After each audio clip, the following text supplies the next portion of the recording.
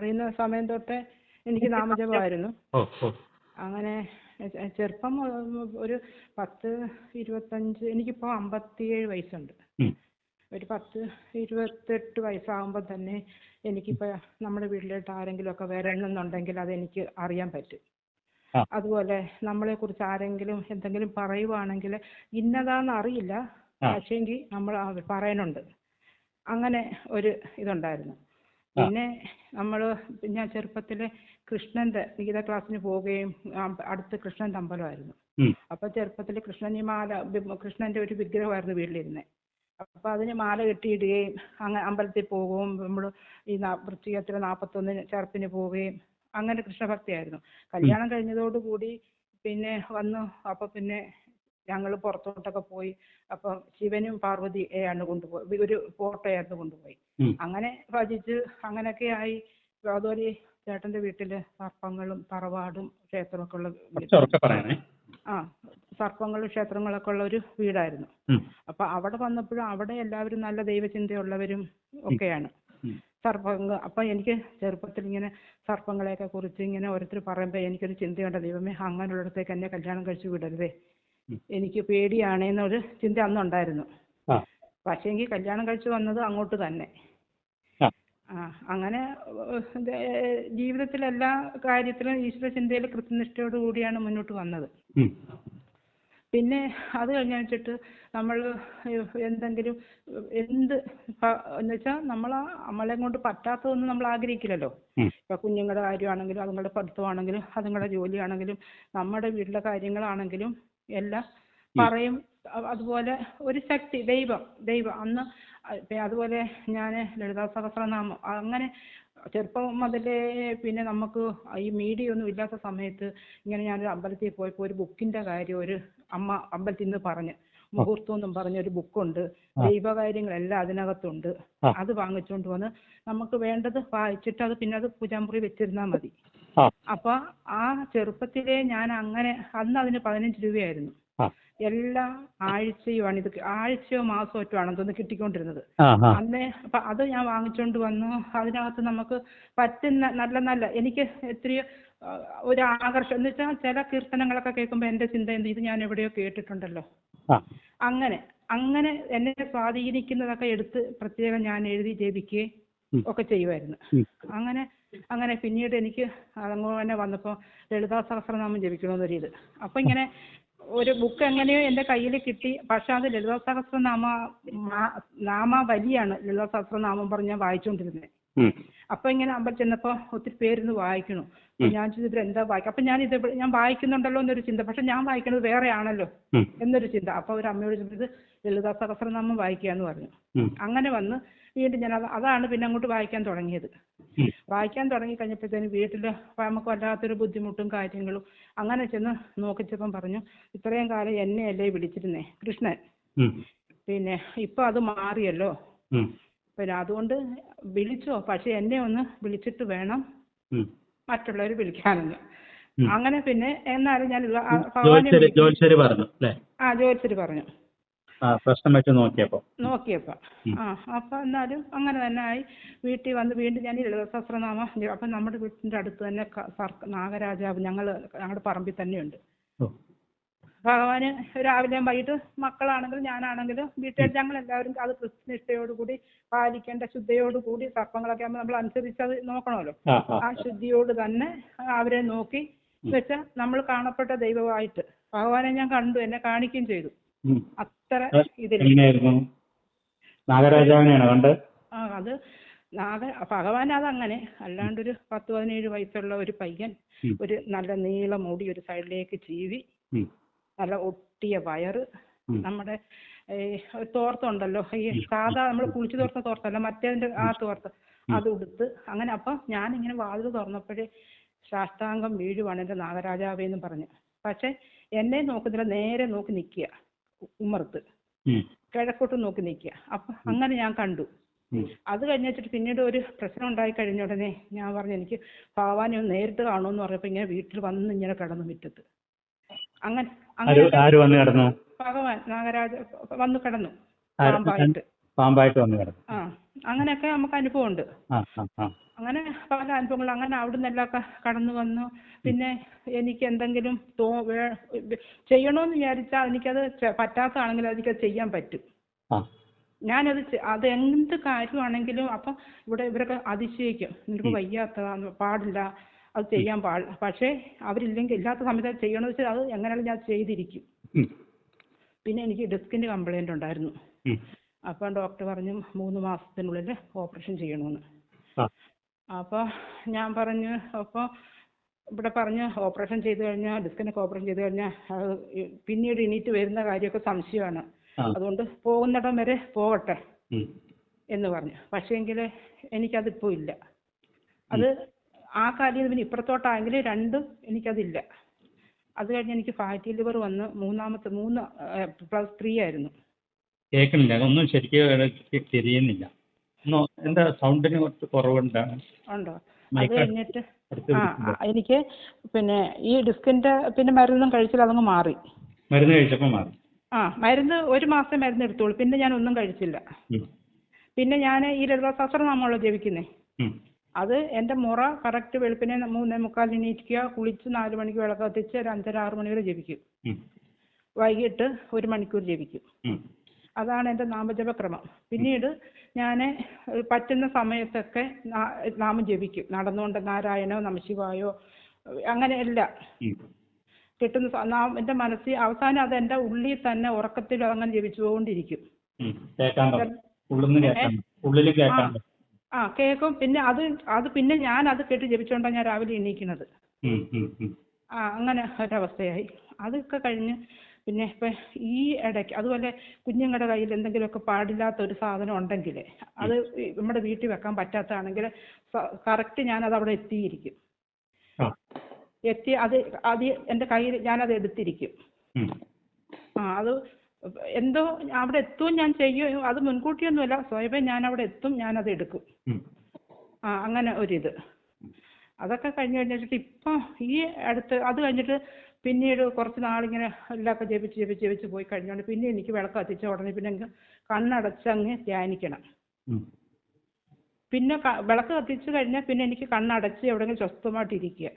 പിന്നെ എനിക്ക് നാമം ജപിക്കണ്ട.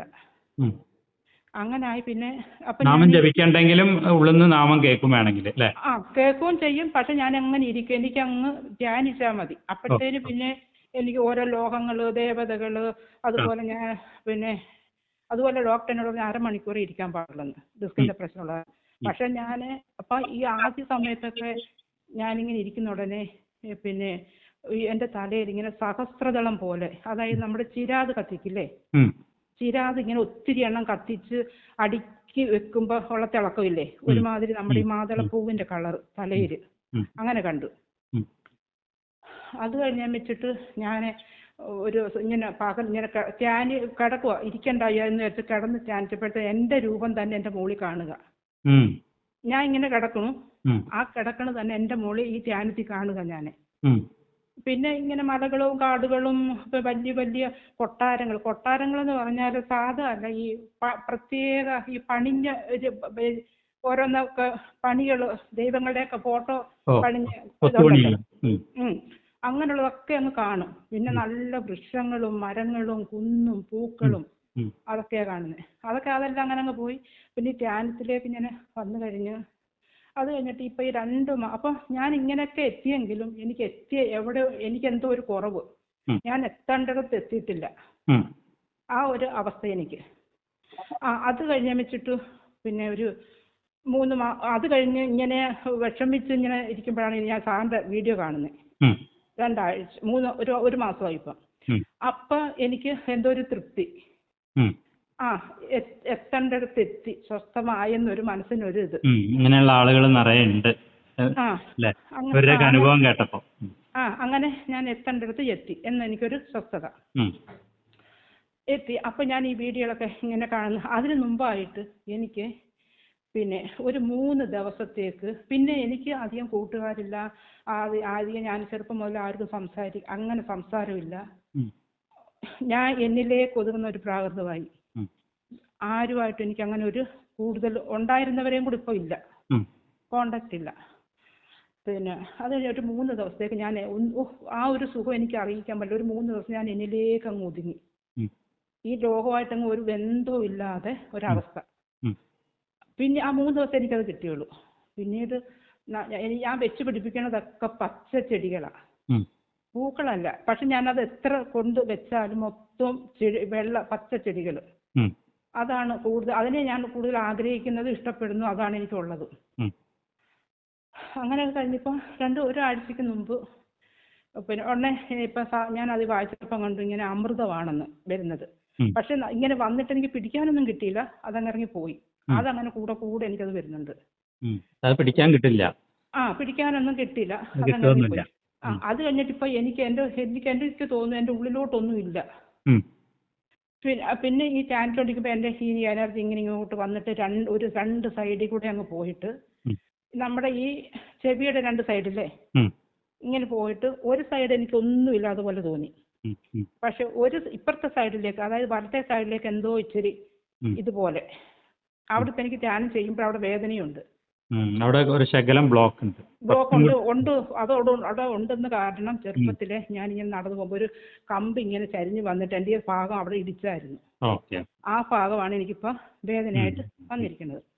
അത് കഴിഞ്ഞ് വെച്ചിട്ട് ഞാനിപ്പോ അത് പക്ഷെ ഇങ്ങനെ തുടർച്ചയായിട്ട് ധ്യാനം ചെയ്തിട്ടുണ്ടെങ്കിൽ അത് അതല്ല, ഞാൻ ധ്യാനം ചെയ്യാൻ ഇരിക്കുമ്പം തന്നെ ആദ്യം എനിക്ക് കഴുത്തിന്റെ തേയ്മാനം, ശരിക്കും കഴുത്തിന്റെ തേയ്മാനം ഉണ്ട്. ഉടലിന്റെ ഭാഗത്ത് എനിക്കൊരു തേയ്മാനം ഉണ്ട്. 2 ഡിസ്കിനും തേയ്മാനം ഉണ്ട്. അതിലിപ്പോ ഡിസ്കിന്റെയും കഴിഞ്ഞു, ഉടലിന്റെയും കഴിഞ്ഞു. ഇപ്പൊ കഴുത്തിന്റെ. അപ്പൊ ഞാൻ ധ്യാനം ചെയ്യാതിരിക്കുമ്പോ ഞാൻ സ്വയം എന്റെ കഴുത്തിന് കിടന്ന് അത് റൊട്ടേറ്റ് ചെയ്ത് അങ്ങ് ഇത് യോഗ ചെയ്തുകൊണ്ടിരിക്കുക സ്വയം, ഞാൻ അറിയാതെ തന്നെ. അപ്പൊ എനിക്ക് കഴുത്ത് ഞാൻ ഇവിടെ ചുറ്റി കറക്കുമ്പോൾ ഞാൻ ദൈവം എനിക്ക് കഴുത്തിന് തേയ്മാനം ഉള്ളതാണല്ലോ, എന്റെ കഴുത്തിന്റെ ഇങ്ങനെ കിടന്ന് കറങ്ങണേ, എനിക്ക് വേദനിക്കും. പക്ഷെ ഇല്ല, അത് കറക്റ്റായിട്ട് വരും.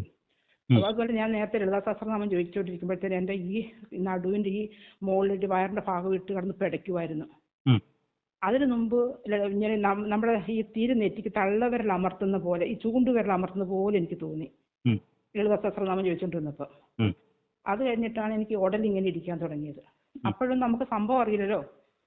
ഈ ഉടല് കഴിഞ്ഞിട്ട് പിന്നെ അത് കഴുത്തിലോട്ടായി. അപ്പൊ എന്റെ ചിന്ത എന്താ, ബാധ കയറിയിട്ട് രണ്ടിടത്ത് ഇരുന്ന് 2 ബാധ കിടന്ന് പ്രവർത്തിക്കുവാന്നായിരുന്നു. അപ്പൊ ലളിതാ സഹസ്രനാമം ജപിക്കുമ്പോ അത് പുറത്തോട്ട് വരുന്ന അതെന്റെ ചിന്ത. നമുക്ക് അറിയില്ലല്ലോ സംഭവം. അപ്പൊ ഇങ്ങനെ എന്റെ ഓരോ ബുദ്ധിമുട്ടുകൾ എനിക്കിങ്ങനെ മാറി മാറി വന്നപ്പോഴാണ്. പിന്നെ സാറിന്റെ വീഡിയോ ഇത് കണ്ടല്ലോ. അത് കഴിഞ്ഞിട്ട് ഞാനിങ്ങനെ അടുത്ത സമയത്തായിട്ട് ഇങ്ങനെ ധ്യാനിച്ച് അപ്പോൾ എനിക്കിരി ബുദ്ധിമുട്ടുകളൊക്കെ ആയി. ലളിതാ സഹസ്രനാമവും ഓം നമഃ ശിവായവും ജപിക്കുക ഇച്ചിരി മുടക്കമൊക്കെ വന്നു. അപ്പോഴാണ് എൻ്റെ സ്വയം എന്നെ ഉള്ളിൽ നിന്ന് പറയുന്നു, ആദ്യം എന്നോട് പറഞ്ഞു ലളിതാ സഹസ്രം ഓം നമഃ ശിവായ ജപിക്കൂ, എൻ്റെ ഉള്ളിൽ നിന്ന് പറയുക. അപ്പം ഞാനത് സമയം കിട്ടില്ല, ഞാനതങ്ങ് വിട്ടു.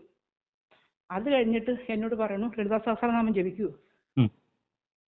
അങ്ങനെ ആയപ്പോൾ അപ്പം ഞാൻ വിചാരിച്ചു ജപിക്കാം. അങ്ങനെ അത് രണ്ടും ഞാൻ വീണ്ടും ജപിക്കാൻ തുടങ്ങിയപ്പോഴത്തേക്കും ജപിക്കുമ്പോൾ ഇങ്ങനെ ധ്യാനം വന്നാലും ഞാനങ്ങ് പിടിച്ച് അങ്ങ് ജപിക്കും.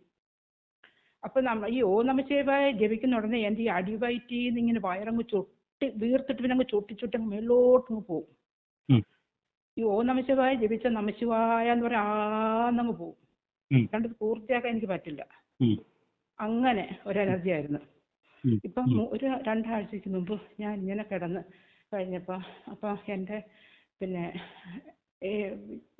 ഇപ്പോൾ ഒരു ദിവസം ഞാൻ ഇങ്ങനെ അപ്പം ഞാൻ ഇങ്ങനെ ചിന്തിച്ചു, ഇതെന്താ ഇങ്ങനെ, ശരീരത്തിനും ഒരു സുഖമില്ല, എന്താ ഇങ്ങനെ എന്നൊക്കെ ചിന്തിച്ചപ്പോൾ ഞാൻ കാണുന്നത്, ഞാൻ ഒരു ധ്യാനത്തിൽ കാണുവാണ് ഒരു തൻ്റേടിയായ ഒരു പെങ്കൊച്ചാണെന്ന് എനിക്ക് തോന്നുന്നു. പെണ്ണാണോ അതോ ആൺകൊച്ചാണെന്ന് എനിക്കറിയില്ല. അത് ഷർട്ടൊക്കെ ഇട്ട് മുണ്ടൊക്കെ മടക്കി കുത്തി ഒരു തൻ്റെടിയുടെ കൂട്ട് ബസ് സ്റ്റാൻഡിൽ നിൽക്കുന്നു. അപ്പോൾ അടുത്തുള്ളവർ പറയുന്നുണ്ട് അതൊരു ഇല്ലത്തെ കുട്ടിയാണ്, അച്ഛൻ മരിച്ചതോടുകൂടി അത് ഇങ്ങനായി, ജപവും പിന്നെ എഴുത്തുമായിട്ട് വന്ന കുട്ടിയാണ്, ഇപ്പം അതിൻ്റെ അവസ്ഥ ഇങ്ങനെ ആയെന്ന്. അപ്പം അത് ഞാൻ ശരിക്കും കണ്ടത് മെലിഞ്ഞ ഒരു പയ്യനെ. അപ്പം ഞാൻ ഉടനെ അപ്പം ഞാൻ ചിന്തിച്ചു പിന്നെടാ, അപ്പം അതെൻ്റെ കഴിഞ്ഞ ജന്മത്തെയാണെന്ന് എനിക്ക് മനസ്സിലായി. അപ്പം പിറ്റേ ദിവസം ഞാൻ ചിന്തിച്ചു, അപ്പം എനിക്ക് അപ്പം അച്ഛൻ മരിച്ചപ്പോൾ ഞാൻ ഇങ്ങനെ ചീത്തയായി പോയെങ്കിൽ എനിക്ക് സഹോദരങ്ങളില്ലായിരുന്നോ എൻ്റെ മനസ്സിൽ.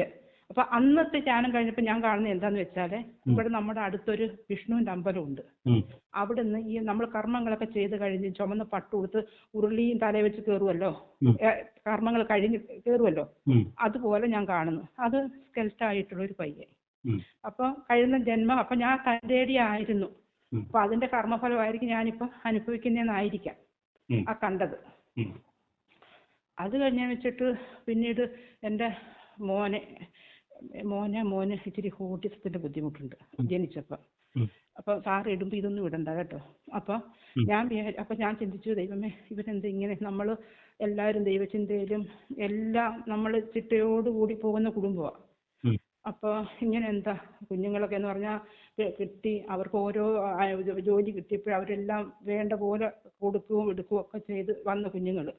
പിന്നെന്താ അവനിങ്ങനെ ചിന്തിച്ചെന്നൊക്കെ ഞാൻ ചിന്തിച്ചപ്പോൾ അന്ന് രാത്രി ഞാൻ കാണുന്നത് ഒരു 3-4-5 തടിച്ച ചെറുപ്പക്കാരന്മാർ ഇങ്ങനെ ഒരു കസേര ഡെസ്ക്, പഴയ ഡെസ്കും പഴയ ഒരു കട പോലൊക്കെ അങ്ങനെ ഇരിക്കുന്നു. അപ്പൊ അതിനകത്ത് ഒരു തടിച്ച് ഒരു പയ്യനെ മൂക്കിന്റെ അവിടെ വെട്ട്, നെറ്റിയുടെ അവിടെ വെട്ട്, അങ്ങനെയൊക്കെ കെട്ടി ഒരു ഭീകര രൂപം പോലെ എന്നെ ഞാൻ ഇങ്ങനെ കാണുക. പെട്ടെന്ന് ഞാനങ്ങ് അതങ്ങ് മാറി. അപ്പൊ ഞാൻ ചിന്തിച്ചു, ദൈവമേ ഇതെന്താ ഞാൻ ഇന്ന് ഇങ്ങനെ കണ്ടേ. അപ്പൊ പിറ്റേ ദിവസം ഞാൻ കാണുന്നു ഒരു തടിയനായ ഒരു കാരണവരിങ്ങനെ കസേര ഇരിക്കുന്നു, ഒരു മെലിഞ്ഞ ഒരു അമ്മയും ഒരു കുഞ്ഞും താഴെ ഇരിക്കുന്നു. അങ്ങനെ കണ്ടു. അപ്പൊ അതെന്താ എനിക്ക് അങ്ങനെ കണ്ടെന്ന് എനിക്ക് അറിയാൻ പാടില്ല. അങ്ങനെയും കണ്ടു. അത് കഴിഞ്ഞ് വെച്ചിട്ട് അപ്പൊ ഞാൻ ദൈവമേ എനിക്കിതൊന്നും കാണണ്ട, എനിക്കൊന്നും മനസ്സിന് ബുദ്ധിമുട്ടതൊന്നും എനിക്ക് കാണണ്ട എന്നുള്ള ചിന്ത വന്നു. പിന്നീട് ഞാൻ ഇങ്ങനെ ഇവിടെ കിടന്നപ്പോ എന്നോട് ഉറക്കത്തിൽ ഇങ്ങനെ എല്ലാം. അപ്പൊ ഞാൻ 3 മണിക്ക് ഉണരും, ചിലപ്പോൾ 2:30, 3 മണി ഒക്കെ ഉണരും. അപ്പം ഈ 2:30 ഉണരുമ്പോൾ ഞാൻ ദൈവമേ ഇപ്പോഴെന്താ ഈ 1:30, 2:00 ഉണരുന്നേ എന്ന് പേടിച്ച് വീണ്ടും ഞാൻ കിടന്നു. പിന്നെ 3 മണിക്ക് എണീക്കുള്ളൂ. ഇതിപ്പോൾ ഞാൻ അങ്ങനെ കിടന്നു കഴിഞ്ഞോണ്ട് അപ്പോൾ വെളുപ്പിന് ഒരു 3:30 മണിയായിട്ടുണ്ട്, 4 മണിയായി. അപ്പോൾ ഇപ്പം എങ്ങനെയാണെന്ന് വെച്ചാൽ ഞാൻ ധ്യാനിച്ച് കഴിഞ്ഞപ്പോഴത്തേന് ശരീരത്തിൻ്റെ ബുദ്ധിമുട്ടാവും, ഞാൻ കയറി കിടക്കും. കിടക്കുന്ന ഉടനെ പിന്നെ എനിക്ക് ശരീരത്തിന് വേണ്ട വ്യായാമം ശരീരം സ്വയം അങ്ങ് ചെയ്യും. ഈ നടുവിൻ്റെ ആണെങ്കിലും കഴുത്തിൻ്റെ ആണെങ്കിലും അത് സ്വയമാണ് ചെയ്യുന്നത്. അപ്പം അത് ചെയ്യുന്നതിന് മുമ്പ് ഞാനിങ്ങനെ എൻ്റെ ചെവിയിൽ കേൾക്കുന്നു, മരിച്ചു, പിന്നെ ആമാശയ ക്യാൻസർ ആയിരുന്നു എന്നിങ്ങനെ കേൾക്കുന്നു. ഞാൻ പേടിച്ചു പോയി. ഞാൻ പെട്ടെന്നങ്ങ് ഉണർന്നു കേട്ടോ. ഉണർന്നു കഴിഞ്ഞാൽ വെച്ചിട്ട് ഞാൻ അപ്പം നേരം വെളുത്തു കഴിഞ്ഞപ്പോൾ അതുപോലെ ചേട്ടൻ പുറത്ത് പോയിട്ട് ഒരു ഇവിടുത്തെ ആൾ മരിച്ചു. പുറത്ത് പോയിട്ട് എന്നോട് പറഞ്ഞു ഇന്ന ആള് മരിച്ചെന്ന്. അപ്പൊ ഇവിടെ അടുത്തൊരു കടയിൽ ഒരാൾ ഈ മരിച്ചു. അപ്പൊ ഞാൻ പറഞ്ഞു എനിക്ക് വേറൊന്നും കേൾക്കണ്ടെന്ന് പറഞ്ഞു. അത് കഴിഞ്ഞ ഉടനെ വേറൊരു ചേച്ചി വന്നപ്പോൾ എന്നോട് ഇന്ന രോഗം കൊണ്ടാ മരിച്ചതെന്ന്. അപ്പൊ അത് തന്നെയാണ് ഞാൻ കേട്ടതും. അപ്പൊ എനിക്ക് അപ്പൊ ഞാൻ പറഞ്ഞു ദൈവം തമ്പുരാനെ എനിക്ക് ഇങ്ങനെയുള്ളൊന്നും എനിക്ക് കേൾക്കാൻ വേണ്ട, എനിക്ക് കാണുകയും വേണ്ട, എനിക്ക് ബുദ്ധിമുട്ടാണ്. ഞാൻ ഇങ്ങനെ മനസ്സിൽ ചിന്തിച്ച് കഴിഞ്ഞിട്ട് പിന്നീട് അത് കഴിഞ്ഞ് വെച്ചിട്ട് പിന്നെ എൻ്റെ ഒരു കാരണവർ മരിച്ചു. അപ്പൊ നമുക്ക് പെലയുണ്ടല്ലോ. അപ്പൊ അത്രയും ദിവസം ഞാൻ പിന്നെ ഒന്നും ചെയ്തില്ല, ധ്യാനിച്ചതിലോ ഒന്നുമില്ല. അത് കഴിഞ്ഞ് വെച്ചിട്ട് കണ്ട് ഇപ്പൊ ഞാൻ നാമം ജപിക്കും. അപ്പൊ ഞാൻ ഇങ്ങനെ നാമം ജപിച്ചുകൊണ്ടിരുന്ന രാത്രിയിൽ ഒരു ഇത്തിരി സന്ധ്യ ഉറങ്ങി കഴിഞ്ഞോടെ എന്നെ ആരോ വന്നിങ്ങനെ തൊടുന്ന പോലെ. ഞാൻ ഉറങ്ങിയില്ലേ നാമം ജപിച്ചുകൊണ്ടിരുന്നപ്പം. അപ്പം ജപിക്കാനാണ് അങ്ങനെയൊക്കെ ഉള്ള അനുഭവം. അതുപോലെ നമുക്ക് ഇപ്പൊ ആരെങ്കിലും ഇങ്ങോട്ട് വരുന്നെങ്കിലോ എവിടെങ്കിലും ഇപ്പൊ നമ്മളെ കുറിച്ച് പറയുന്നുണ്ടെങ്കിലോ ഒക്കെ അപ്പൊ എനിക്ക് അറിയാൻ പറ്റും. അങ്ങനെ ഒരു അവസ്ഥയാണ് ഇപ്പൊ എനിക്ക്. ഈ കഴുത്തിന്റെ എന്റെ തോന്നുന്നു എന്റെ ഉള്ളിലോട്ടൊന്നും ഒന്നും ഇല്ലാത്തൊരവസ്ഥ. പിന്നെ ഈ ഉച്ചയുടെ അവിടെ ഇങ്ങനെ പിരിപിരാന്ന് വന്നേ വെച്ചിട്ട് ആ ഒരവസ്ഥയൊക്കെ ഉണ്ട്. അതുപോലെ ഇപ്പം എനിക്ക് അത് പെരുപ്പ് വന്നിരിക്കണം നമ്മുടെ മുടിയുടെ തൊട്ട് താഴെയില്ലേ, അതുപോലെ ഒരു ദിവസം ഞാൻ രാത്രിയിൽ പിന്നെ ഒരു ചുമന്ന ഒരു വലിയ പൊട്ട് ചുമപ്പ് ഇങ്ങോട്ട് കയറി കഴിഞ്ഞ വെച്ചിട്ട് പിന്നെ കണ്ണ് തുറന്നപ്പോഴും ആ ചുമപ്പായിരുന്നു. അതിപ്പോ ഈ വെള്ള കളറായിട്ട് ഇപ്പൊ കാണുന്നേ. ഇപ്പൊ അതെനിക്ക് വെള്ളയാ. പിന്നെ അത് നീല ഒത്തിരി നാൾ കഴിഞ്ഞപ്പോ പിന്നെ ഇപ്പൊ അത് വെള്ളയായി. ഇപ്പൊ നെറ്റിയുടെ തൊട്ട് താഴെ ആണ് പിരിപിരാന്ന് അങ്ങോട്ട് വരിക. പിന്നെ ഈ ഉച്ചയുടെ അവിടെ ഇങ്ങനെ എന്തോ അതുപോലെ ഉള്ളിലോട്ട് നമ്മൾ ഈ ഉമിനീരൊക്കെ ഇറക്കുമ്പോ എനിക്കറിയാം ഒന്നും ഇല്ല, അങ്ങ് ഏതാണ്ട് മുകളിലേ ഉള്ളൂ. അങ്ങനെ ഒരു അവസ്ഥയിൽ ഇപ്പൊ നിൽക്കുക സാറേ. അവിടെ ഇപ്പൊ നിങ്ങൾ ശരിക്കും പറഞ്ഞാല് സംസാരത്തിലെത്തി. അതുപോലെ നമ്മൾ എപ്പോ എനിക്ക് നാമജപം കേട്ടാലും എനിക്ക് ഈ നെറ്റി അങ്ങ് പെടപ്പെടാന്നൊരു സ്വസ്ഥതയില്ലാത്ത പെടപ്പ. നാമജപം ഓ, കേൾക്കുമ്പോൾ. ആ നല്ല അനുഭവങ്ങളാണ്. ഇപ്പൊ ആ നാമജപം ഒരു കാരണവശാലും മുടക്കണ്ട. ആ ആ അതിന് ഒന്നും ആ ബാധകമല്ല. അതുപോലെ തന്നെ നമ്മുടെ ഇവിടെ ഒരു ദേവീക്ഷേത്രമുണ്ട്. ഉം, അപ്പം നമ്മൾ അവിടെ ചെന്ന് കഴിഞ്ഞപ്പോൾ എൻ്റെ മനസ്സിൽ തോന്നി, അപ്പം നമ്മൾക്ക് സ്വർണ്ണ വിഗ്രഹമാണല്ലോ നമ്മൾ കാണുന്നേ. ഉം, അപ്പം എനിക്കപ്പോൾ അമ്പലത്തിന് വലം ചെയ്യുമ്പോൾ ഞാൻ ചിന്തിക്കണം, എനിക്ക് അമ്മയുടെ ശരിക്കുള്ള രൂപം കാണുവാണെങ്കിൽ അതനുസരിച്ച് ഞാൻ ജപിക്കാമെന്ന് പറയുകയല്ല, കണ്ണടയ്ക്കല്ല. അമ്മ കാളിരൂപമായിരുന്നു, പേടിക്കണ രൂപമല്ല, അമ്മ സുന്ദരിയായിട്ട്. അപ്പം ആ അമ്മയുടെ മൂക്കുത്തിയും ആ ഭാഗം മാത്രമേ കാണിച്ചുള്ളൂ. പിന്നീട് രാത്രി ധ്യാനിച്ചുകൊണ്ടിരുന്നപ്പോഴാണ് അമ്മയുടെ നാക്കും കണ്ണും ഒക്കെ കാണിക്കുന്നത്. ഓ എൻ്റെ പൊന്നമ്മ, ഞാൻ പറഞ്ഞു അമ്മ അറിയാണ്ട് ഞാനങ്ങ് ചിന്തിച്ചു പോയതാ.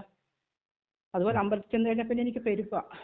ഉം, ഉം, ഈ കുനിഞ്ഞ് ഇരുന്നാലും ഞൊട്ട ഒടിഞ്ഞൊടിഞ്ഞൊടിഞ്ഞൊടിഞ്ഞങ്ങ് നേരെ പോട്ടങ്ങ് പോകും. ഉം, പിന്നെ ഈ ധ്യാനിച്ച് ഇരുന്ന് കഴിഞ്ഞ് നമ്മൾ കിടക്കുമ്പോണ്ടല്ലോ, ഉം, ഈ തള്ളവിരൽ തൊട്ട് അങ്ങ് തല ഉച്ചി വരെ അങ്ങ് നീട്ടി അങ്ങോട്ടങ്ങ് ഞരമ്പ് വലിയണ പോലെ എനിക്ക് തോന്നുന്നു ഞരമ്പൊക്കെ പൊട്ടുവാണെന്ന്. ആ ഉം, അവസ്ഥയിൽ വരെ ഞാൻ കൊണ്ടുപോകും. ഉം. അത് ആ ഈ കേവല കുംഭകം എന്ന് പറഞ്ഞ അവസ്ഥ സംഭവിക്കാൻ ആണല്ലേ. ഈ അങ്ങനെ വയറിങ്ങോട്ട് ഒട്ടല്ലേ ബാക്കിലേക്ക്. വയറങ്ങോട്ട് ഒട്ടി അങ്ങ് പോകും. ഉം.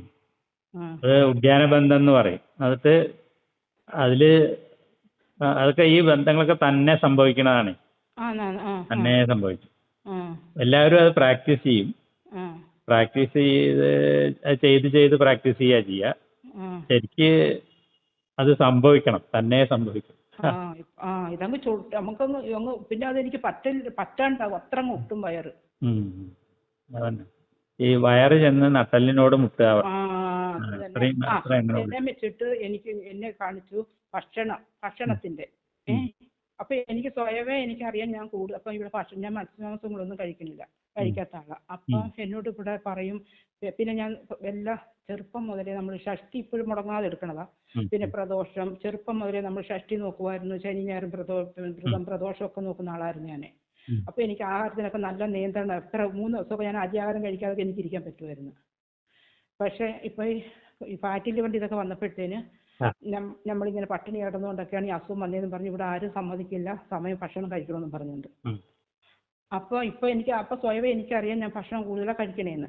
അപ്പൊ ഇങ്ങനെ ഒരു ദിവസം എൻ്റെ മനസ്സിൽ തോന്നിച്ചു, ഭഗവാനെ എൻ്റെ ആഹാരത്തിന്റെ രീതി മാറ്റണമല്ലോ, ഞാൻ ഒരുപാട് ആഹാരം കഴിക്കുന്നുണ്ടല്ലോ എന്നിങ്ങനെ ചിന്തിച്ചപ്പോൾ ഞാൻ ധ്യാനത്തിൽ കണ്ടത് ഒരു പാത്രത്തിനകത്ത് ഒരു 2-3 സ്പൂൺ കയ്യിൽ ചോറുണ്ടാകും, വെള്ളച്ചോറ്, അതുപോലെ തന്നെ വെള്ള 2 തൊടുകറി കുറേശ്ശെ. അതാ കാണിച്ചത് കഴിക്കാന്. പക്ഷെ അത് ഇതുവരെ അങ്ങനെ ഞാൻ കഴിക്കുന്നത് ഷഷ്ടിക്കാണ്. ഷഷ്ടിക്കാണ് ഞാൻ ഇത്തിരി ഇങ്ങനെ പച്ചരിച്ചോറ് പറ്റിച്ചതും ഒരു തുള്ളി ഒരു പച്ചമുളക് ഒരു ഇച്ചിരി ഉപ്പും ഇച്ചിരി പുളിയും കൂട്ടി ഉച്ചയ്ക്ക് ഒരു നേരം കഴിക്കുന്നത്. ഷഷ്ടിക്ക് അതുപോലെ തന്നെ അത്. പിന്നെ എൻ്റെ തിരുനെറ്റിക്ക് പിന്നെ നമ്മുടെ ഇതില്ലേ വേലില്ലേ, വേലിന്റെ രൂപത്തിൽ അതിപ്പോ അതുപോലെ അത്. പിന്നെ എനിക്ക് കണ്ണ് ഭയങ്കര പ്രകാശം, നിലവിളക്ക് കത്തിച്ചു കഴിഞ്ഞാൽ 5 നാളം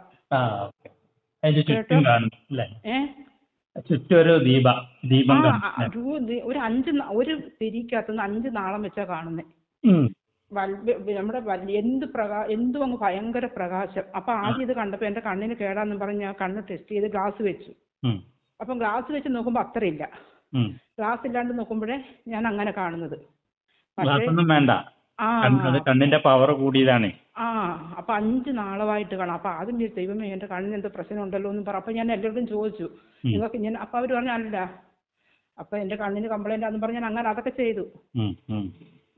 അങ്ങനെ അത് വീണ്ടും ഒരു നാളായിട്ട് തന്നെ വരും. പക്ഷെ ആ നാളം ഭയങ്കര തീഷ്ണമായിട്ട് ജ്വലിക്കുന്നതായിട്ട് വരും. കുറച്ച് കഴിയുമ്പോഴേ ഇതന്നെ തുടരണം. എല്ലാ കാഴ്ചയും ഒരു കാഴ്ച തന്നെ ആയിട്ട് വരും. പക്ഷെ അതിന്റെ പവർ കൂടും, ഭയങ്കര ശോഭയായിട്ട് കാണും. അങ്ങനെയാണ് സാറേ. ആവട്ടെ, സന്തോഷം. അപ്പോ ഞാൻ ബുക്ക് എനിക്ക് വേണം. അതിന് ഈ നമ്പറില, വേറെ നമ്പറിൽ ഞാൻ വാട്സപ്പ് ആക്കി പൈസ ഇട്ട് തരാം കേട്ടോ. ആവട്ടെ, സന്തോഷം. തുടരും കേട്ടോ. എന്തായാലും ദേവിയുടെ കൃപ കടാക്ഷമുള്ള ആളുകളാണല്ലോ. ആയിക്കോട്ടെ. ശരി സാർ. ശരി.